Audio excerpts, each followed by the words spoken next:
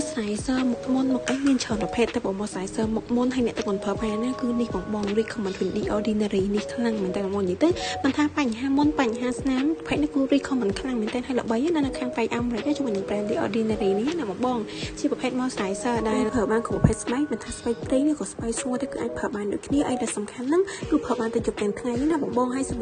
Salicylic acid ដែលជាសារធាតុមួយដែលជួយប្រឆាំងនឹងរារាំងក៏ជាសម្លាប់បាក់តេរីដែលប្រាយើងកើតមុនឬក៏អ្នកដែលមានបញ្ហាស្នាមអុចខ្មៅឬក៏ស្នាមប្រសាប្រការញិចមុនរៀងខ្មៅអីហ្នឹងប្រភេទហ្នឹងគឺល្អផលមែនតើជួយធ្វើស្បែករៀងភ្លឺថ្លាជាងមុនទៀតបងជាមួយនឹងសាច់វិញគឺដូចក្នុងវីដេអូនេះបង្ហាញអញ្ចឹងនិយាយទៅវាស្រួលទៅស្បែកមែនតើវាអត់មានកកស្អិតឬក៏ធ្ងន់នៅលើស្បែកយើងប្រាជាការកកសេរ៉ូណូមវិញគឺអត់ទៅចូលស្បែកបានលឿនល្អហើយរក្សាសំណើមនៅលើស្បែកយើងខ្ពស់ខ្លាំងមែនតើបងអាចប្រើបានទាំងមុខខ្សោយអ្នកទាំងមុនអ្នកមានផ្ទៃពោះឬក៏ប្រប៉ៅដោះកូននេះគឺអាចប្រើបានធម្មតាហើយ The Ordinary គឺយើងនៅមានច្រើនប្រភេទទៀតអញ្ចឹងណាអញ្ចឹងសិនជាមានចំណាប់អារម្មណ៍លោកជួបានតាមរយៈ page e-commerce បានបង